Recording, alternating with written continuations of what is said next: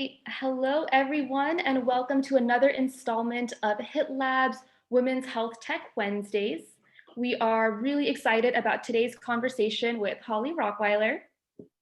Before we jump in, just wanted to quickly introduce myself. My name is Nina Joshi, and I am a consultant at Kaiser Permanete's innovation shop out in Southern California. I design and deploy digital health products and solutions, and over the past year have been working on developing some new virtual OBGYN products. I am also the co-founder of a women's health startup called Mina Health, and it is with great pleasure that I introduce Holly Rockweiler, the co-founder and CEO of Madorra. So welcome, Holly. Hi, thanks for having me. Thanks for being here.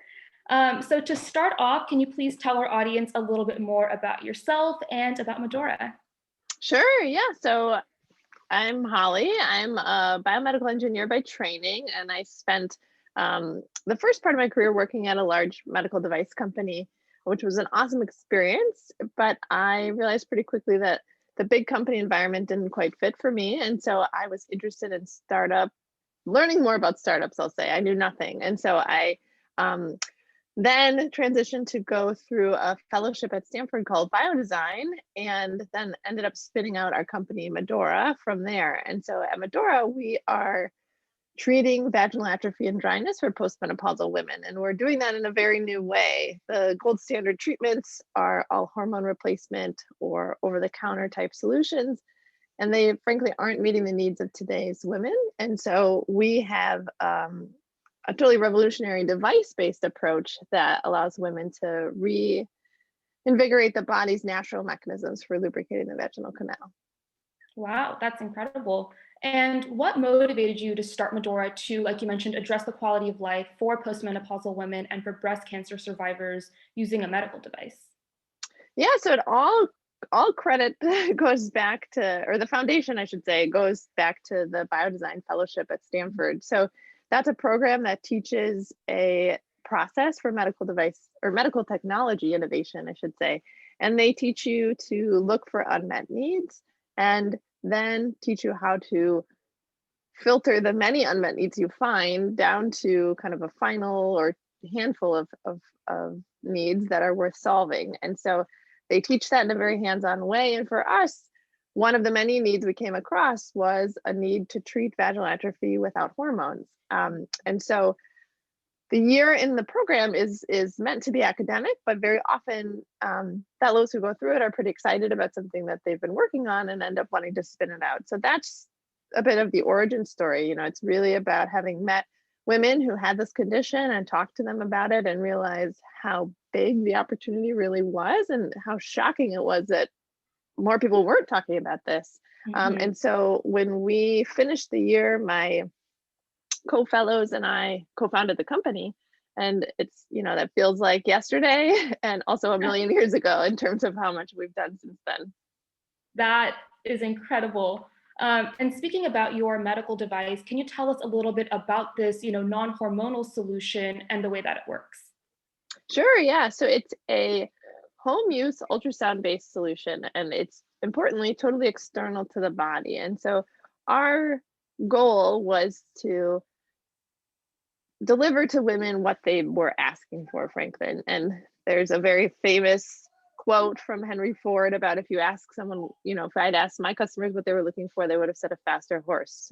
So that gets quoted all the time. And so it applies here, though. We were asking women what they were looking for in a solution, but not asking them for a specific solution. And some of the key findings were they wanted something that would restore their own personal lubrication. They wanted something that was hormone free. They wanted something that was external to the body, didn't require any insertion for a variety of reasons that I can go into.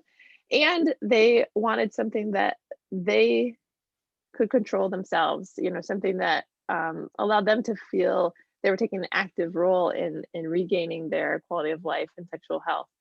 And so all of that combined has led to our device that we're developing. It'll be a FDA regulated prescription product.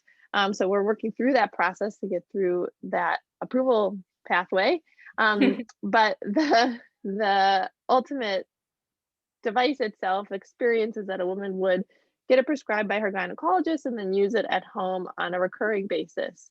And as I mentioned, all of the primary research we did by interviewing women has gone into that design to make it a totally external product. And so people kind of, I think, often think, oh, so it's a lubricant. It's not. It's an ultrasound device. And so I'd say that again, just to emphasize, it's a energy-based device, but it works outside the body. So a woman holds it up to the opening of the vaginal canal to use it. She doesn't have to insert it.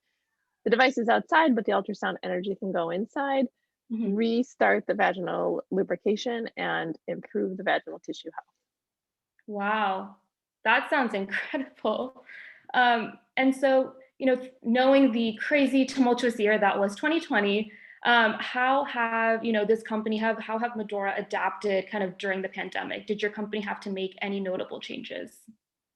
Yeah, it's a great question. I think it was let's say a growth opportunity probably for all companies this past year. Yeah. And so, personally as a first time CEO, I learned a lot about what to do in these scenarios. So we went through a lot of different rebudgeting, reprioritizing of projects internally to figure out, how can we weather the storm? And so that involves, obviously, we had originally intended to raise a round at a certain point, and we said, let's push that out. Let's make sure we have enough runway to get to X, Y, and Z. And so that was kind of the biggest effect for us on the kind of business and fundraising side, was figuring out how to make our cash last longer and also communicate with our shareholders and keep them informed so they didn't have to be worried about what was happening with us. But then, as a medical device company, another challenge was the fact that we had and now still have ongoing clinical trials. And when everything shut down, I know a lot of companies, hit a lot of speed bumps because of that. We're in a lucky spot in that our device is used at home. So our trial could keep going, women could keep using the product at home. We did some quick adapting and we're able to do some telehealth style visits for some of the appointments. But ultimately, one of the I guess downsides or costs of all this for us was we missed out on some important data collection. So some of our clinical trial endpoints are evaluations by gynecologists of the tissue health. And unfortunately, when the clinics were closed to clinical research, our patients couldn't come in. And so that's, I think, not unique to Madorra. A lot of companies struggle with that or had their trials stopped entirely, but that's definitely a challenge that we have had to figure out. So the good news is we still got really strong data out of this trial. Sometimes we think we have a fairy godmother that happened because it's a little bit shocking given all the challenges that were thrown at us, but the data was really positive. And that's just helped us form our strategy going forward in terms of, okay, what other data do we need to augment what we collected so far, given we expected to collect more data than we did. So those are kind of the two biggest things that we face. But then I guess another important one that everyone's faced is how do you stay connected with your team? Yeah. And so we've had, tried to figure out how to do that over Zoom and safely and how to get our office back open safely. And so we've done all that. And I would say a huge credit to the Madorra team for their resiliency in that process. Immediately when this all hit about a year ago, we ended up moving manufacturing directly into our employees' homes, which is incredible. And we also thank their families for supporting that. And I think it's been pretty wild, but I really credit the team with staying motivated and connected to each other and bringing a lot of positivity. Like one example is one of our team members came up with a weekly Olympics that we're doing to compete against one another in various different forms. Some are, athletic challenges, others are more creative writing style challenges. Oh, I so it's love been really that. fun. Yeah. And that was not at all my idea, and I fully support her. Stephanie came up with it, and it's fantastic, and I think everyone loves it. So I'm like so grateful that our team has shown so much commitment and resiliency. Well, the most important question is, have you won any of these Olympics?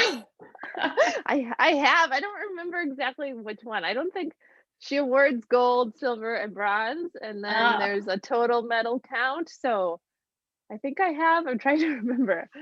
Um, I think I That's won. I think I got a silver medal last week. that's good. That's very good. Thank you. Yeah. And so, it's kind of thinking about, Medora as kind of, another leader within the femtech space.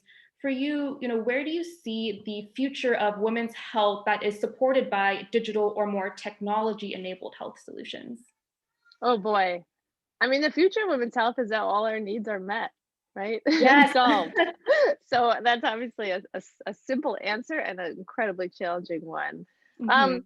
I mean, I think my dream is that women's health isn't any different than general health or men's health. We don't have to talk about it separately anymore. I mean, yes, there are different. I'm not trying to say we should ignore the differences between the sexes, but it's important, I think, to not have to focus on women's health as a special area. It's like if all health is treated equally, everyone's needs are being addressed. And so that's really pie in the sky, but that's honestly what I believe in. So maybe more short-term goals. I think like all healthcare, a lot more is moving into the home. I thought this pre-COVID, and it's only been underlined by COVID, Mhm. obviously. And that's why we're developing our home use device. I think that the to use a generic term, the consumerization of healthcare is really a great thing because it puts consumers and patients right in the driver's seat and allows them to be fully empowered to take the best care of themselves and understand what's happening to them. I think it's kind of shocking to think about, long ago, and maybe in some communities today, it's like, well, whatever the healthcare system says, that's what I have to do. And now Mhm. patients are very empowered to do their own research, talk to multiple people, figure out the right solution for them, and they don't have to just put up with the status quo. So that's also more broadly, that's not just to women, that's specifically to all, or generally to all people. But I would say immediately women's health, I think it's been incredible working in the space just for the past 6 or 7 years. It's almost 7. And seeing the big change, because when we first started, we didn't know, but we said, this is an unmet need. It's a huge market. We've got a great solution. Let's go.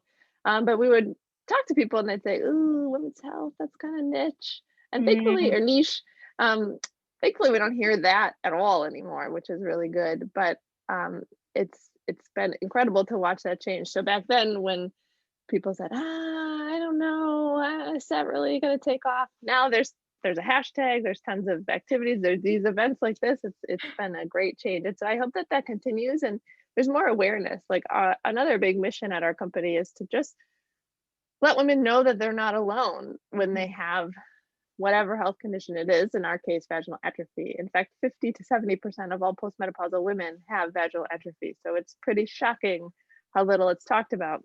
Mhm. That said, by having companies like ours and all our contemporaries in women's health out there, I think it shows women, hey, wow, this is important and I'm not alone. I don't need to suffer in silence. I can use my voice to seek out, whatever solution exists today. Perhaps there's nothing in that area, but I really just ultimately hope that women feel stronger and empowered to seek out information at the very least, and solutions as they come onto the healthcare playing field. Mhm. Yeah, that makes a lot of sense. And you brought something that was really interesting, kind of thinking that, back that you were founded in 2014 to address, vaginal dryness, vaginal atrophy. Have you seen any shifts or changes in the past few years as more and more women, it kind of seems like they are really raising awareness, speaking out, and even, embracing and celebrating their sexual health, and kind of, shining a spotlight on that. Have you seen that at all? Oh, definitely. I think that I just did a podcast interview yesterday for someone who's the podcast title is called The Business of the V, like V being for vagina, obviously. And it's like, yeah, 10, 15 years ago, no one would ever utter that. Or like the fact that WAP is like a number one hit. It's like, that's That's amazing. Like that, I think fully underlines like, hey, women are here, their sexual health matters, and they're not going to go away. Thankfully, to all the women who are feeling strong enough to say that kind of thing. Um, yeah, I've definitely seen a change. I think also too, it's been like kind of speaking to the theme of digital health. When we first started the company, we thought, oh, digital health is obviously a very important and hot area, but with our device, we were like, oh, I don't know if we should have an app. We kind of talked to some people about it, and they were like, I don't want to put vaginal information into my phone. Like that Mhm. sounds crazy. But Mhm. now, like, look how many fertility tracking apps, period tracking apps, hot Totally. flash tracking apps there are. Like, the world has completely changed in a very short time, and I think that that's really exciting. So we have changed our view on that after talking to women too. So yeah, I think there's a huge revolution, and again, credit to women being strong enough to come out and say it. I think Mhm. several years ago, one of the drugs in the treatment landscape for vaginal atrophy came out with an ad campaign, which I loved, that was targeted to postmenopausal women in a certain age group, and said, "Hey, you guys championed the sexual revolution in the 70s. It's your turn to do it again for midlife Wow. and postmenopausal women." And it's like, yeah, hopefully this group of women isn't tired and wants to do it again, because they did such an important thing for all of us by doing that. So yeah, I think we're in, what are we in, a third wave, a fourth wave? It's really exciting. I love, yeah, that's incredible. They're continuing to pave the way. Yeah, exactly. Great. I know you had kind of mentioned a couple of, the trends that you're seeing, kind of what you want the future of femtech to look like. What do you think are areas that, don't have the growth or development or awareness that you would want to kind of shine the spotlight on? Ooh, well, anything menopause, but that's a very self-serving comment. But it's true. You can't work in women's health without seeing a lot of other unmet needs. So, I think menopause. I say that first and foremost because Mhm. I think there's just so much stigma associated with it. I mean, it's first of all, it's a women's health thing, but second of all, it has to do with aging, which our society does not support. And I think that Mhm. that's awful. Like, I always have, I'm kind of an old soul person. So each year I get older, I think I'm getting closer to my real age. And so I wish that more people could feel positive about that, and not be ashamed or afraid to talk about menopause, because menopause is something that every woman goes through. So Mhm. that's an area. And then I think other areas that have deserve more attention are things like endometriosis and PCOS, things that women struggle for years to get a diagnosis for. I think that it's really exciting to see the accomplishments and successes in fertility, because that's obviously also an unmet need. Mhm. But I would love to see more. A woman is not just a vehicle to create more humans. A woman has a lot more to her, and then a lot of other um, unmet needs that need solving. So yeah, I don't know. There's a whole spectrum, and I probably am missing some really important glaring ones. So I don't know if people are out there want to put in the chat of other areas we should be supporting and giving shout outs to. Like, let's do it. That sounds great. Yeah, I mean, I think already you mentioned quite a few good ones. And then now I want to ask you, kind of speaking as a co-founder and a CEO of a large company. For you, in the past, a lot of our contributors have mentioned challenge in terms of funding, especially challenge that are perhaps a bit more unique to female founders. Can you tell us a little bit more about your experience in the funding process and any challenges that you had along the way? Yeah, I would say, man, fundraising is really hard. I think it's probably really hard no matter your gender or orientation. I, you can read a lot of articles about, I mean, you can look at the stats. I guess the stats speak for themselves in terms of how many women-led companies receive VC funding. And while that stat has been out there for a while, and there's more women-led funds that are coming to the Mhm. stage, the progress is quite slow, I would say. And I also did see some data that during COVID, we kind of took a backslide, which has happened across the board for women in their professional careers. So that's unfortunate. So speaking to our experience, I feel really fortunate to have the support we've had. We've got first of all, we've had grants, which have been a huge step towards delivering first of all, the capital we needed to get off the ground, but also a huge validation. We have grants from both the NIH and the NSF, and credit to those organizations for recognizing the value of what Madorra is developing when, someone else, the one from the NSF came in very early in our history and was key to helping us fundraise our initial seed rounds. So that, I think, they've rebranded themselves at the NSF as America's Seed Fund, and they truly are. And I think that, I wonder what their stats are actually on funding women versus men. That might be interesting to look at. I bet it's a little better than the VC Yeah, world. that's curious. Yeah. So anyway, so grants have been really critical to us. And those aren't easy either. So credit to our kind of whole village who's helped us apply and be successful there, as well as to the organizations at NSF and NIH that support these SBIR programs, because we contacted them and asked for help. How do we apply? How do we put in a good application? And they were more than willing to give us pointers, which I think was really helpful. We've also had great angel investors, and a huge credit to them. I think more and more folks who are interested in this space and thinking about angel investing should definitely get into it, including more women. When I say angel investors, you might think a company like ours is mostly women, but our angel investors are mostly men. Maybe their partners, if they have a female partner, have supported it as well. But we've got a lot of, I should say just period. The angel investors are really critical to supporting the medical device industry in general, and they've been critical to Madorra. And then thirdly, our lead investor, our largest investors, I should say, we had VC investment from One Ventures, which is a firm out of Australia that focuses on health and technology. And credit to them for seeing the value of what we're building. And as I told them to be brave, they were very brave and came out and led our round. And then we've had great support from Portfolio as well. They have a whole femtech fund, and I want to call that out specifically because they're on their second femtech fund now. And I think that they were one of the first funders to be recognizing the value of, this hashtag femtech. And that's huge. And they've created a whole community around supporters of and other entrepreneurs in femtech. And then I also want to call out Avestria, which is a fund as well that's focused on women's health, and they've been critical too. I think all of these folks drumming up I wouldn't say like PR around the importance of women's health really helps us and helps us fill out our rounds and helps, other companies like us. That said, fundraising is really hard for everybody.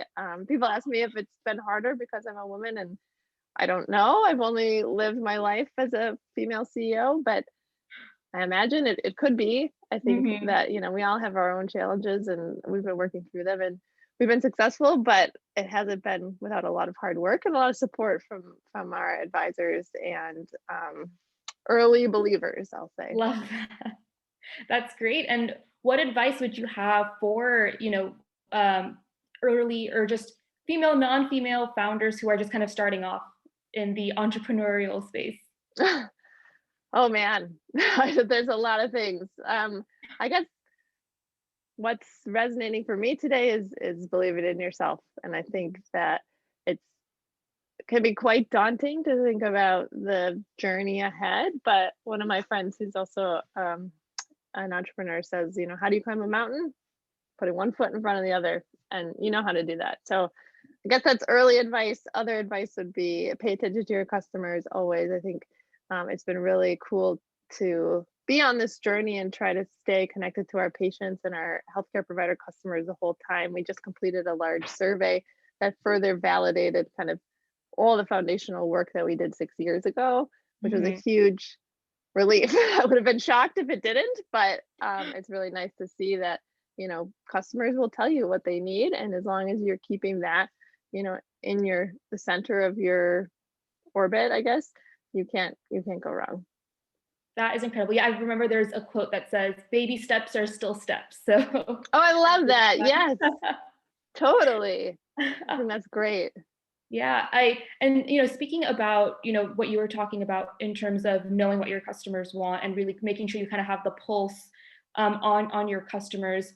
From all of the research that you've done, and maybe your most recent research, were there any interesting themes or insights that came up that either surprised you or really resonated with you? I mean, ours have been, obviously very specific to our product, but I'll say, I guess one anecdote that really sticks with me was when we were founding the company. Probably actually before we founded the company, we were doing initial research to think about founding the company, and we met with different women to ask them about their symptoms. One of the women we interviewed said, at the end of the interview, said to us, she asked us, she said, "Can I give you my phone number?" And I figured that was so, she wants to hear what happens next. And she said, "If you ever feel like you're done, you can't do this anymore, you don't want to do it, can you call me and I'll find somebody else to work on this?" And I was just like Wow. so moved by that. Yeah, it just tells you like how dire the unmet need is and how motivated women are to solve it. And I just thought, wow, like we have to do this for her and for all the women like her. Like we have an incredible gift in front of us that we came up with this idea that can really help, and we have to keep pursuing it and bring it forward. Wow, that is incredible.